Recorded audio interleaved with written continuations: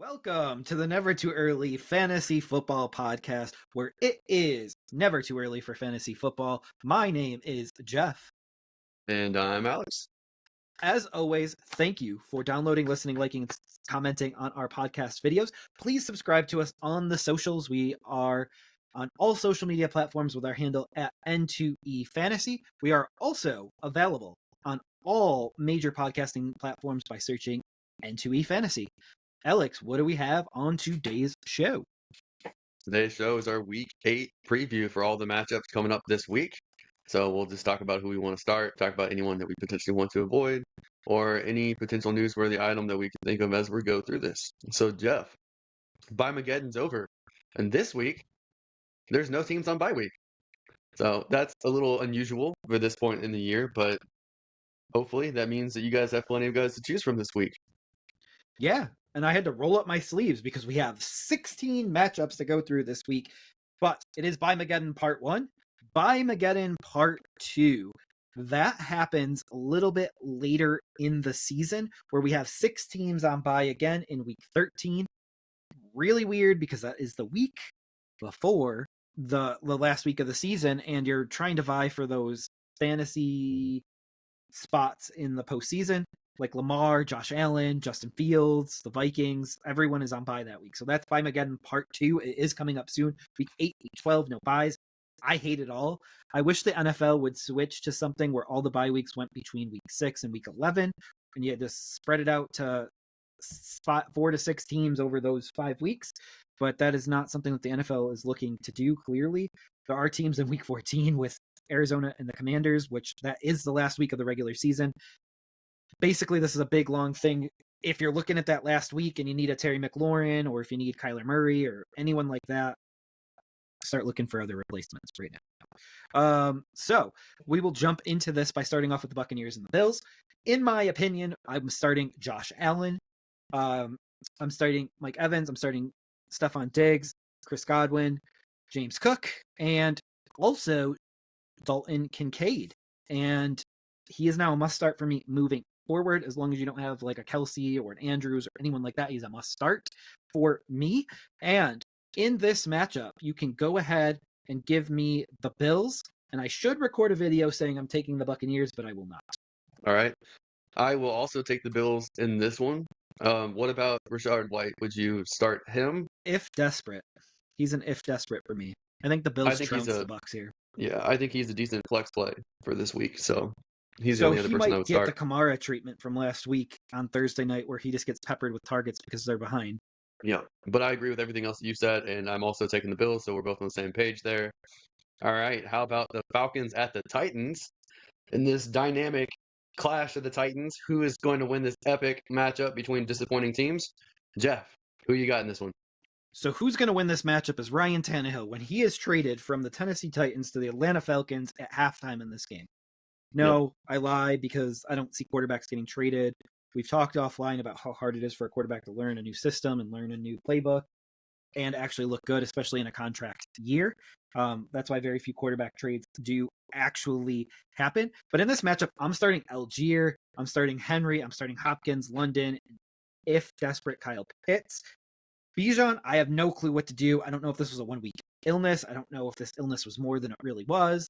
We have no idea. The Falcons are just complete mystery when it comes to Bijan Robinson at this exact point. So we will see what kind of happens with Bijan throughout the week. We'll also see if there's any punishment for the Falcons for not disclosing the Bijan update. But in this matchup here, give me the Falcons because I don't think Ryan Tannehill will play, and it's just going to be a horrible experiment of Willis and Levis, the Isses. Yep, I agree 100% with everything that you said, so I'm taking the Falcons as well. I think the Titans lose. I think the Titans continue to sell after this game, so I'm looking to see where Henry and Hopkins and maybe Tannehill might end up being traded too, but that's not a given. I mean, it's not a guarantee that they'll give up on the season. The guy that they did trade is someone who they tried to take a pay cut before the season started, so he was, in their opinion, the most expendable, which doesn't make sense because he's one of the best safeties in the league. So I don't know what they're doing. But they're not a good team, and they have no chance at playoffs, in my opinion. So they might as well sell. But I think the Falcons are a better team and could use someone like Ryan Tannehill. So it'd be hilarious if that trade happened during the game, which it never would, but it would be At hilarious. halftime. He'll go switch locker rooms. All of a sudden, his ankle will be 100%. So we'll move on to the next matchup, which is going to be a very sensitive and sore subject between you and I. We have the Texans at the Panthers. I'm starting Stroud. I'm starting Collins. I'm starting Thielen. If desperate, I'm starting Dell, Pierce, or Sanders. Potentially even Singletary at this point because we don't know who's going to come out of the bye being the lead back. Singletary showed some things that Pierce wasn't, so we'll see what the coaching staff decides to do there. But I think that the Panthers start turning around their season here and not in a playoff mode way, but like in a way where they don't get the number 1 overall pick, and then give me the Panthers in this matchup at home coming out of the bye. You went Panthers, huh? Yes, sir. Well, if there's anything we've learned so far, it's that the away team is a team you should bet on. And I am taking the Texans in this one. I think the Texans have more going for them at this point. However, this would be a very Texans thing to do to lose to the Panthers, so it's entirely possible. I agree that Stroud, Collins, and Thielen are your easy must-starts. Dell, we don't know if he's 100% ready to go. He might play regardless, but he might not be 100%, which, as we can debate, no one's 100%. So there's that. But Dell is a flex play, in my opinion. Pierce, Sanders, Singletary, they're all flex plays or desperation position players. So I agree there, and I expect this game to be pretty close. I know the Panthers are not good on the scoreboard right now, but I think these teams are relatively even, so it should be a competitive game. For sure. All right. Well, we will see who gets that one right. That was our first difference of the week. And we are picking our own teams, which is not surprising. But as you said, this would be the most Texans thing ever to lose to the Panthers and give the Panthers their first win of the season. I do not expect the Panthers to get the number 1 overall pick to the Bears this year. While anything is possible, I just don't expect it to happen. They're not a team that's going to roll over because there's no reason for them to roll over. If anything, they have a reason to really try hard down the stretch and ruin a few teams' seasons. Oh, right. So moving forward to the Jaguars at the Steelers, I'm starting Lawrence. I'm starting Najee. I'm starting ETN. I'm starting Ridley, Kirk, Pickens, and Deontay. So all of the wide receivers, I'm starting Evan Ingram. And if desperate, I'm starting Jalen Warren. But in this matchup, and I'll let you give your breakdown after this, but in this matchup, give me the Jaguars with a little bit of extra rest. I think that this is going to be a closer matchup than people think. I agree with a lot of your starts. I would even the tight end there, Ingram. I don't know if he was on your list, but he's someone that you could potentially start as well. Agreed. Everyone else I pretty much agree with. Now, when it comes to who I think is going to win, I don't know. I think Pittsburgh's offense is starting to pick it up. I think Deontay being back has certainly helped, but I think Pittsburgh's defense is much better than Jacksonville's. So Jacksonville's run defense is pretty good, but Pittsburgh is used to not being able to run the ball. So I think I'm gonna go Pittsburgh this week. I don't think Jacksonville is as good as everyone thinks they are. So I am gonna go Pittsburgh. Okay. Absolutely. I only went Jacksonville because I had the little bit of extra rest. So let's move forward to the Rams at the Cowboys. Should be a really good matchup. Might be a high scoring matchup here. So in that case, I'm starting pretty much everybody. So Stafford, Prescott, Darrell Henderson, Pollard, Cooks, Lamb, Puka, and Kupp. Now, if desperate, you can start one of the tight ends, whether it's Ferguson or Higbee. Higbee is a guy that I have dropped in leagues because there isn't targets for him with Puka and Kupp on the team and healthy. But in this matchup here, give me the Cowboys coming off of the bye. It's at home for the Cowboys. They're coming off the bye. They're well rested. Rams played a tough Steelers defense last week, so they should be worn down a little bit. And for that reason, give me the Cowboys. Pretty much agree. I would just say for me, Brandon Cooks is more of a desperation play than a for sure start. So I don't feel comfortable starting him unless I desperately need to put a wide receiver in.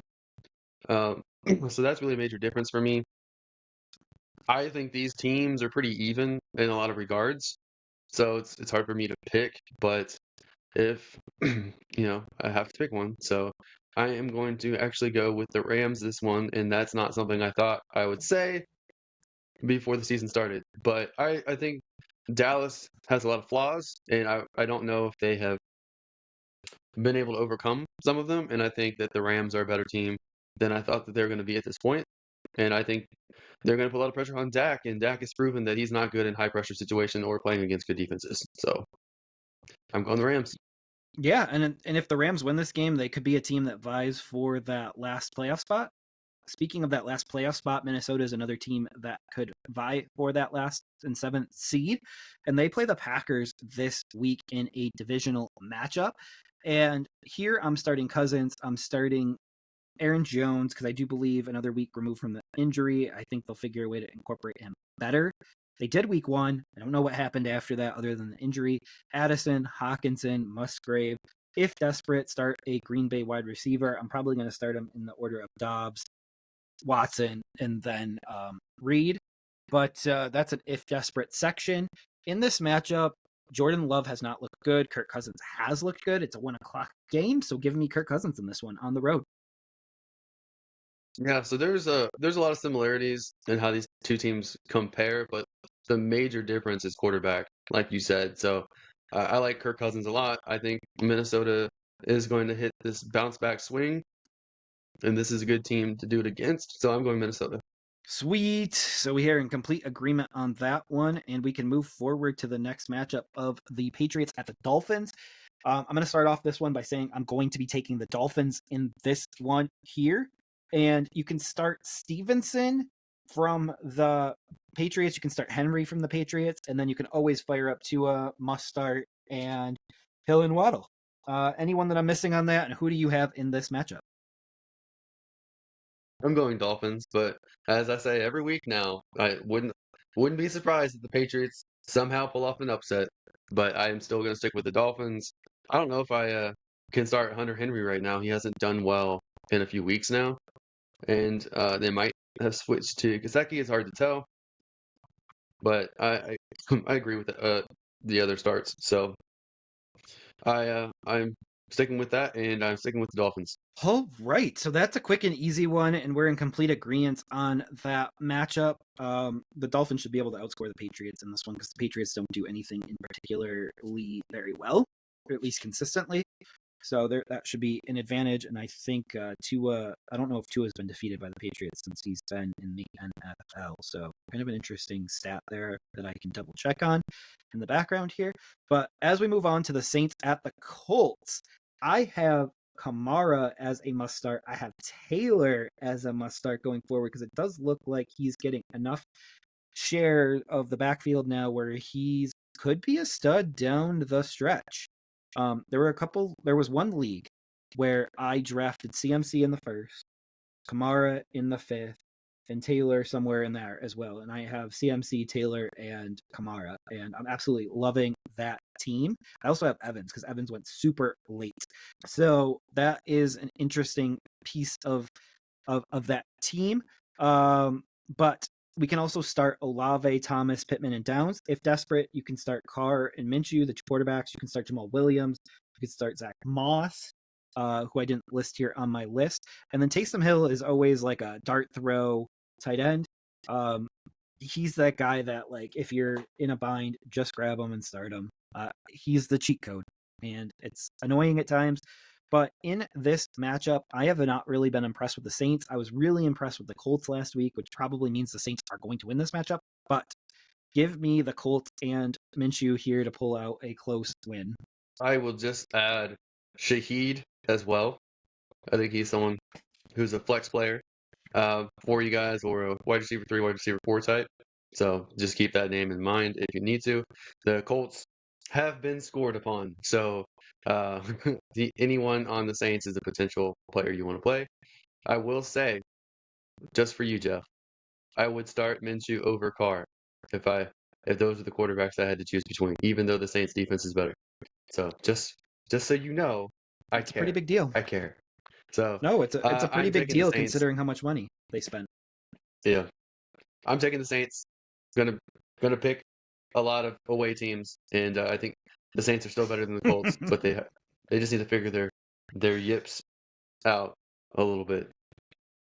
Yeah, I only laugh at you because you know at some point there's going to be regression towards the mean of home teams, and you're going to I've be picked some fully home bought in teams. on the away team. I've picked some home teams. Like I I picked the know. Steelers and I picked the Dolphins. Those are home teams. And I picked the Bills. That's a home team. Yeah. No, I was just giggling because you just said that. I'm going to pick the away team. All right. Yeah, Let's go ahead. move on to the New York mashup. We have the Jets at the Giants in what looks to be a very low-scoring defensive game, full with quarterback mistakes and turnovers. Jeff, what do you think of this matchup? All right. So this matchup here, this is probably not going to be the game of the week. But they do have 2-star running backs in Brees Hall and Saquon Barkley. I'm definitely starting both of them. And I'm doubling down on Brees Hall being a top 10 running back this year. Said it before the season. Started to waver a little bit on it on the Delvin Cook thing, but Delvin Cook does not seem to be much of a threat to that backfield, which is insane because we definitely thought when he was signed that there would be some threat there. Waller, the baller, I am starting and playing him. I'm starting Garrett Wilson, and if desperate, I will pick a dart throw giant wide receiver. But you shouldn't be that desperate that week with no teams on bye. I will just say that desperation Giants receiver should be Jalen Hyatt. That's just how I Okay. feel, and I think you guys should feel that way too. But I can't make you guys do anything. Like you said, Dalvin Cook has been a nothing burger for for the Jets, and maybe that would be different if Aaron Rodgers was the quarterback and teams were more threatened by the pass game than what they are. So that's not what they have right now. And I think Hall is explosive, even not at 100%. Waller is definitely a guy that you feel like you have to play every week at the tight end position. Wilson at the wide receiver spot, even with a not so great quarterback, you feel like you have to play him every week as well. So I agree. I agree with all of these, and I don't think it's going to be a very high scoring game. I don't think it's going to be fun to watch, but I'm going to go Jets. I'm going to go the Jets as well. And I know you're going to say we got to pick an away team here, but honestly, this is the home field for both teams. This is really not an away game. This should not count as an away win for a team. But I think the Jets out of a bye, I think they're a much better team. And this is saying something without Aaron Rodgers than the Giants. And that kind of shows you where the Giants are at this point in time. If the Jets lose this one, they're in trouble. Agreed. All right. We have a division rivalry here. The Eagles at the Washington, whatever we're calling them. Maybe that's what their new name should be, whatever. The Washington whatevers. Yep. But Done and done. Jeff, who you starting and who you got in this matchup? All right. So in this matchup, the whatever we call them, I am starting from the whatever you call them, Robinson. I'm starting McLaurin, Thomas from them. On the Eagles side, I would be starting Hertz, and I would be starting Swift, even though he did not look good running the ball last week. I would start Brown, and Devonta Smith, and even Dallas Goedert, who I don't have on my list, but I would definitely be starting Goddard in this one. Um, Give me the Eagles in this one, but I do think that this matchup will be a lot closer than we think it will be. It'll be interesting which Sam Howell we see this week. Is it the competitive one or is it the turnover machine? I don't know. I think the Eagles are a better team. I'm taking the Eagles no matter what. I don't think that, although there's not a 0% chance Washington wins, I just think the Eagles are they're so much better, and it would be hard for me to see them losing this game. But I'm starting Hurts. I'm starting Robinson and Swift, just like you. I am starting AJ Brown, Devontae Smith. If he plays, he may not play. I'm starting McLaren like you, maybe Logan Thomas. I'm also starting Curtis Samuel if he's playing, because I just think Curtis Samuel so far, other than last week, has had a very good season. So I would play him too. But I think that also you got to take it with a grain of salt because I think the Eagles defense is really good. That a lot of these Washington players upside is kind of muted this week. So with that said, you still have to play him. So if we rewind really quickly to week 4, this game went to overtime in Philadelphia, and it was 34-31 victory for the Eagles. So they did play 4 weeks ago. And in Philly barely scraped out a win. And this was the game that Ron Rivera was lambasted for not going for two after Washington tied it or was an extra point away from tying it up in regulation. Instead, let it go to overtime where they did end up losing. Okay, but through the season so far, Philly is 4th in points scored per game. They scored And 34 in that game, and Washington scored 31 in that game on the road. they are number 1 for rushing yards against per game on defense. They're 2nd in sacks. They're 10 spots higher on passing yards against per game. So the defense is much better. The offense is much better. So I don't think that you can apply the first game to this game as well and as cleanly. But there's, like I said, there's a non-0% chance Washington wins. I just think Yeah, I don't think overwhelmingly, Washington wins. I just think Washington covers. What's the spread?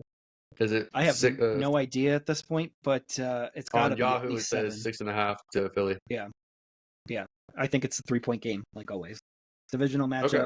but I do think the Eagles are the better team. So it's not like I think that the Commanders are going to eke one out here, because I don't think that they have it in them. But I think they keep it close. Divisional matchup. These teams know each other quite well. It's very possible. Okay. Could be the last week that the two defensive ends for Washington play together too, because they are shopping at least one of them as well. All right. Let's go to the Cleveland Browns at the Seattle Seahawks. Jeff, will you finally pick Seattle in a game? No, never. Just kidding. Just kidding. So Browns defense had a bad week, but you have to remember they played San Francisco the week before, and usually teams are very beat up after coming out of a game with San Francisco. So I do expect them to get back to their historic defensive ways. So in this matchup, I would be starting Kareem Hunt because there is no one else in the backfield right now.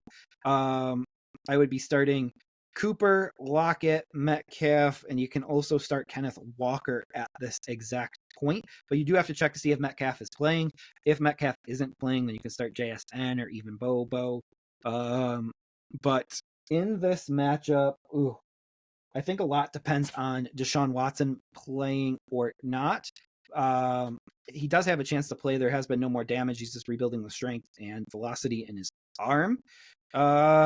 Give me the Browns in this one, but I do think it's going to be like a 1-point game, to be honest. I, on the other hand, I'm going to go Seattle. So I picked the home team, Jeff. Yay! Seattle is scoring more points per game. I think that Seattle's defense is getting better as the season goes on. They'll be at home. That's a place where they typically have an advantage. Not every time, but typically. PJ Walker is probably going to be the quarterback for Cleveland, which doesn't bode well for that offense. Jerome Ford is going to be out. I like Hunt, but I don't think he's as I don't think his legs are as fresh as they used to be. I'm going Seattle for this one. I think DK Metcalf probably plays. If he does, I would start him. But other than that, I agree. If Metcalf plays, you play him. Lockett. You might even play JSN as a flex, wide receiver 3, wide receiver 4. Bobo's a desperation play. I'm playing Walker. I'm playing Hunt. I'm playing Amari Cooper. I mean, it's going to be a dampened upside with PJ Walker, but I feel like you have to. And desperation play, I would play more. Would you play more? I'd play more, as many more times as I could. Got it. So we're split on that one. That's great to know. I mean, that's a good thing, and we can kind of see where either team could win that matchup. We need to start tracking these. I need to know how right I am. I think Gino's going to have some trouble against the Browns defense, and he has been struggling a bit this year. So, and the offense has been. I think both quarterbacks are going to struggle against the defenses. Might take the under in this one. We've got a bird bowl. We've got the Ravens at the Cardinals. So you're making me laugh. You're making me crazy, man. All right. Who you got? You got the Ravens or the Cardinals? Surely you're going to pick the Cardinals. Oh, boy. This is one of my potential locks of the week. I actually have 3 of them this week. I'm a little tempted to pick the Ravens as my lock of the week in this matchup because it's an earlier matchup than the other 2. But I can't do it. I don't like to pick road teams. But I'm starting Lamar, Flowers, Andrews. I'm going to start McBride and Brown.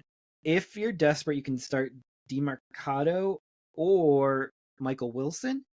But I think this is the last Joshua Dobbs game, and then we get back to Kyler Murray time. So what you're saying is You're Murray right. is out for 8 weeks, and your boy Alex was correct, Jeffrey. I mean, if he starts this week, you're gonna die. If I'm off by 1 week, I'm still counting it as I'm correct. Oh, I wish Kings did that. If you're off by 1, you still win. Yeah. Well, there is no money put on it, so I feel like I can do that. If money's put on it, you have to be exact. Absolutely. All right. But anyway, I Anyone didn't that I really missed talk in that about matchup? this. So I just think, on paper, Baltimore should be the overwhelming favorite because they are 10th in points scored per games. They are 9th in yards per game. On defense, they're first in points against. They're second in total yards against, second in passing yards, 9th in rushing yards, first in sacks, 8th in interceptions. So I just think they're overwhelmingly way better than the Cardinals. And as you can imagine, the Cardinals are all typically in the bottom in most categories. I'm picking Baltimore. I would lock it in. I would pick it as my lock of the week if I was participating in those contests, Jeff. So You're killing me, Holmes, because that's kind of what I was kind of thinking about this week and today, because I did lock in my locks of the week, because there is one league where you week 8 and then there's like week 12 or 13 you have to pick 2 locks, which is kind of crazy, but it's a way to get more teams out quicker. But yeah, I completely agree that Baltimore is going to win this game regardless of if I lock them up or not. so I would start Jackson. I would consider starting Edwards. Definitely start Flowers, Andrews. Odell Beckham is someone I would potentially play if I needed a wide receiver. Starting Brown,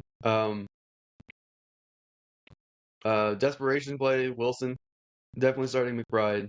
Definitely starting DeMarcado. Well, I guess desperation mode, not definitely starting him. But if you had to pick a running back to start from Arizona, DeMarcado. And potentially play Dobbs in a 2 quarterback team. But I wouldn't prefer it. Absolutely, absolutely. I wouldn't either, and we can go ahead and not talk about this matchup anymore because this one seems to be a lock of the week.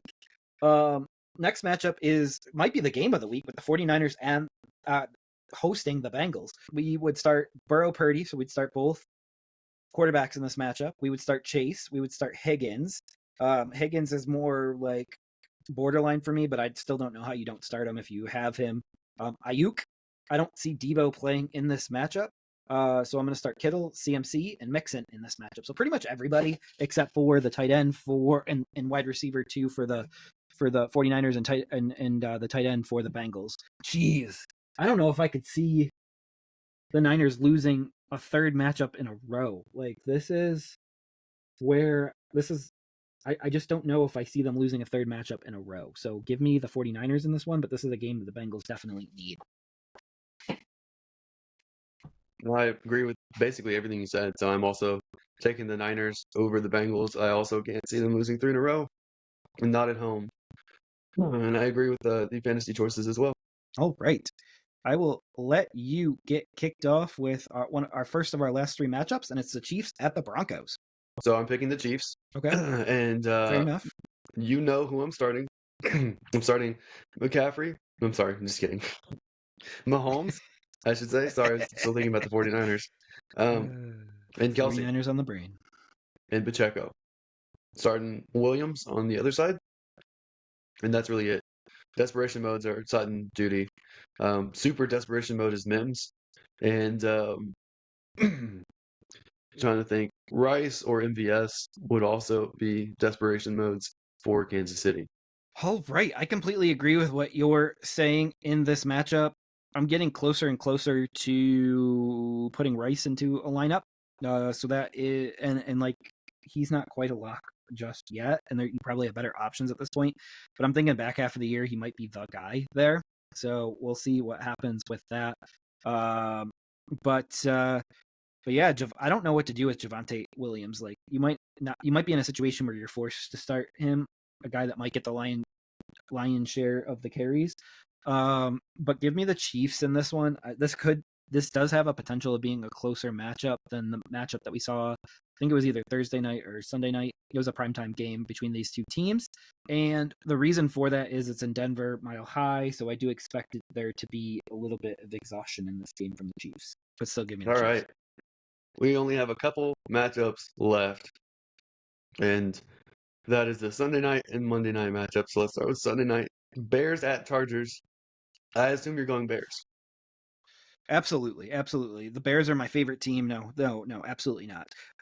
Gonna go the Chargers in this matchup. They should play very angry. This is one of my two locks of the week because, as I mentioned, I do have to pick two locks this week for my pool. This is my first lock of the week. I'm gonna go the Chargers. They should play angry in this matchup, and against a backup quarterback for the Bears, who did look good against the Raiders, but we have to consider the source there. Prime time. I'm going to start DJ Moore. I'm going to start a running back from the Bears. I guess the question will be up to you, but Foreman looked good enough to start. But I know you love Roshan. So after I'm done, I'll let you go over which Bears running back that you would like to start. But give me Herbert, give me Eckler if he's playing. Check the injury reports as they come out. Have a backup plan in place. Starting Keenan, starting Josh Palmer, and also Gerald Everett, if playing. He did leave the game with an injury the other day as well. So Foreman, Johnson, and who do you have in this one? Okay. Pretty much starting everyone that you have said. Foreman and Johnson. If Johnson's healthy, that lowers Foreman, in my opinion. If Johnson's still out, Foreman, I think, is a RB2 for this week. So with both of them, it's not a guarantee that Johnson would get the majority of the carries. They probably split, so they probably both be roughly RB3s or flex plays. So you could start either one of them because it's not a given that one of them would dominate. So that's how I'd feel, and then depending on how that game goes, will help us figure out hopefully what the next game after that would be like. So I think Johnson is the better talent, but I'm not sure that they're going to lean on him in this matchup. So both of them are startable. Everything else I agree with, except for maybe Everett. I don't think he's that startable this week. But give me the Chargers in this matchup. They desperately need the win. Excuse me. And the Bears just aren't good. Completely agree. So we can move on to the last matchup of the week, and it's the Raiders at the Lions. And this is my second lock of the week, and I'm going to go the Lions. They're going to play angry this week after what happened last week. Goff is back at home, so you must start Goff. You can start Gibbs. You can start Josh Jacobs. You can start Adams. You can start Jacoby Myers, St. Brown, and I do believe Josh Reynolds in this matchup, as well as Sam Laporta. Tight ends are people too. So I'm going to go the Lions in this one. This one's going to be my lock of the week, part 2. And obviously, if you have Baltimore still, take them as well. But I think the Chargers and Detroit are as sure of victors as there are this week, and they should play angry after kind of being embarrassed last week. Yep, I 100% agree. And Jared Goff plays much better at home. They're home this week. So I agree on all standpoints here. And I'm probably going to go the over in this matchup because I don't know if the Raiders defense can stop the Lions. I think they could put up a lot of points in this matchup. We shall see. All right, that does it for another episode of the Never Too Early Fantasy Football Podcast. Thank you all for downloading or listening to this episode. Please don't forget to like and subscribe. Please leave us a comment and share the show. Every little bit helps. You can find us on all podcasting apps by searching N2EFantasy and with our handle at N2EFantasy on all social media platforms. Please give us a follow. Until next time, take care of yourselves and remember, it's truly never too early for fantasy football. Thank you again. Bye, everybody.